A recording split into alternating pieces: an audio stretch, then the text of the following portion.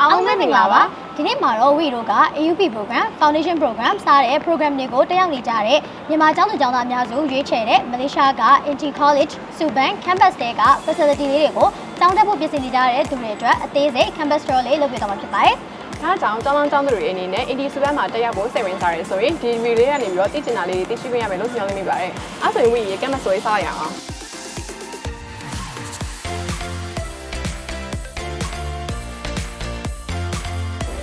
ပြောခဲ့တာ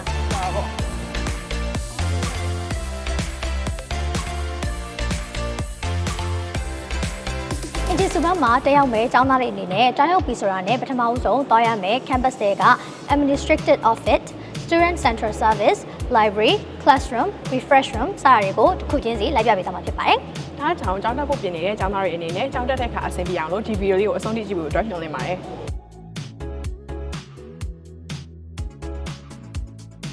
ခုရရှိနေတဲ့နေရာကတော့ Art and Design ကိုစိတ်ဝင်စားတဲ့ကျောင်းသားတွေအတွက်လက်တွေ့ကျကျသင်ကြားပေးမယ် Center of Art and Design ပဲဖြစ်ပါတယ်။ဒီမှာဆိုလို့ရှိရင်အခန်းတွင်းထဲမှာပြုလုပ်ထားတဲ့ဒီ artwork တွေရဲ့ပြီးတော့ miniature paintings တွေကို inspiration တစ်ခုအနေနဲ့မြင်တွေ့ရမှာလည်းဖြစ်ပါတယ်။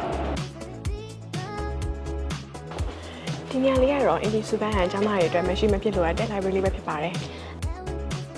ဒီနေ့မှာဆိုရင် quiet zone, silent zone ဆိုပြီးတော့နှစ်မျိုးခွဲထားတယ်။ပြီးတော့ပြီးဆိုရင်ဒါ computer room, discussion room နဲ့ study section တွေကိုလည်း library မှာမြင်တွေ့ရမှာဖြစ်ပါတယ်။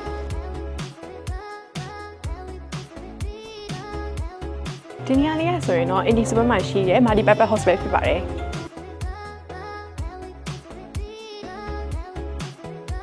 ဒီနေရာလေးကဆိုရင် Inti Subang မှာရှိတဲ့ auditorium ပဲဖြစ်ပါတယ်ဒီမှာဆိုရင်ကျောင်းသားတွေအတွက် special events တွေနဲ့ seminar တွေပြုလုပ်တဲ့အခန်းမှာပဲဖြစ်ပါတယ်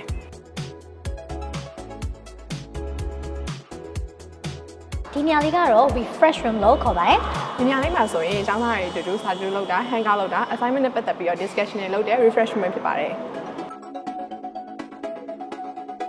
research room လို့ခေါ်ရဲကျောင်းသားတွေအေးစစ်စစ်နားနေလို့ရတဲ့နေရာတစ်ခုသူကအတန်းပြီးသွားပြီဆိုလို့ရှိရင် break time ရတဲ့အခါမှာအေးစစ်စစ်အနားယူနေတယ်ဆိုလို့ရှိရင်ဒီမှာလာပြီးတော့နားလို့ရတယ်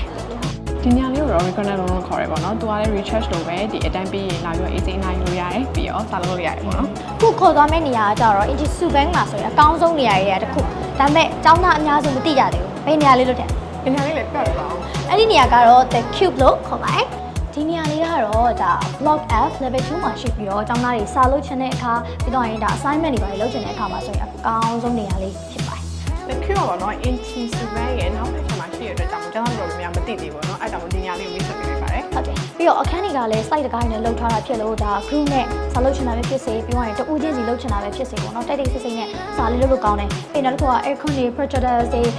ပြီးတော့ရင်ဒါစာရေး career တွေပေါ့နော်ခုံတွေလည်းအပြည့်စုံထားရှိပေးထားလို့ပို့ပြီးတော့အဆင်ပြေပါတယ်ဒီနေရာလေးကပေါ့နော်ပိတ်ချိန်ကတ်သက်ထားတာမရှိဘဲနဲ့အချိန်ပြည့်လာပြီးတော့စာလုပ်ရတဲ့နေရာလေးမျိုးဖြစ်ပါတယ်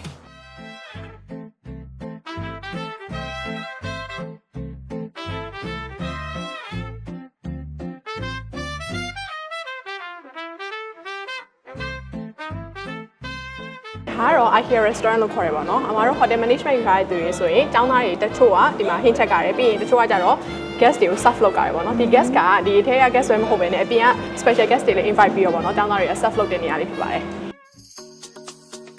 ဒီနေရာလေးကတော့ chess area လို့ခေါ်ပါတယ်ဒီမှာဆိုရင်ကျောင်းသားတွေအပြင်ပြေးလာပြီးတော့ကစားလို့လည်းရတယ်လို့ဒီဘင်းမှာဆိုလို့ရှိရင်လည်းအနားယူလို့ရတဲ့နေရာတွေအများကြီးရှိတယ်ချို့ events တွေကိုလည်းဒီမှာကျင်းပကြပါတယ်Center for American Education ကကြတော့ဒါ AUP program ကို join နေတဲ့ကျောင်းသူကျောင်းသားတွေအတွက်အဓိကထားရှိပေးထားတဲ့ department တစ်ခုလည်းဖြစ်ပါတယ်။ဒီနေရာမှာဆိုရင် AUP program နဲ့ပတ်သက်ပြီးတော့သိချင်လို့ပဲဖြစ်ဖြစ်တခြားနိုင်ငံတွေကို transfer သွားချင်တဲ့အခါမှာဒီနေရာမှာလာပြီးတော့ consult လုပ်လို့ရပါတယ်။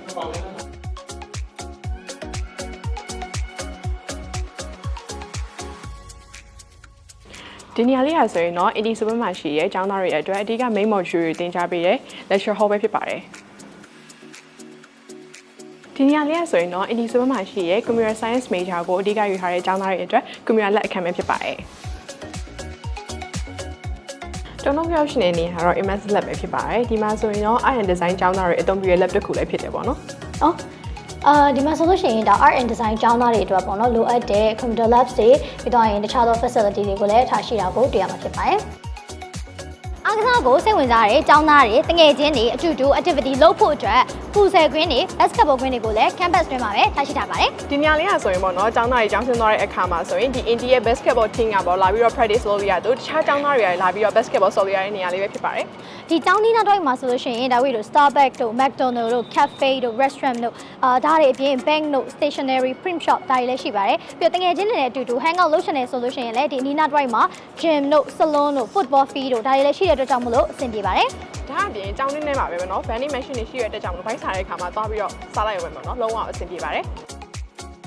ဒါဆိုရင်တော့ Indy Subank Campus Tour လေးလည်းစောစောလေးပြလို့ပြီးသွားပြီ ကျောင်းသားတွေအနေနဲ့လည်း Indy Subank ရဲ့ campus ကိုအတန်းမြင့်အောင်ပြည့်မြင်သွားလိမ့်မယ်လို့မျှော်လင့်မိပါတယ် အားလုံးကျေးဇူးများတင်ပါတယ်ရှင် Ta-da!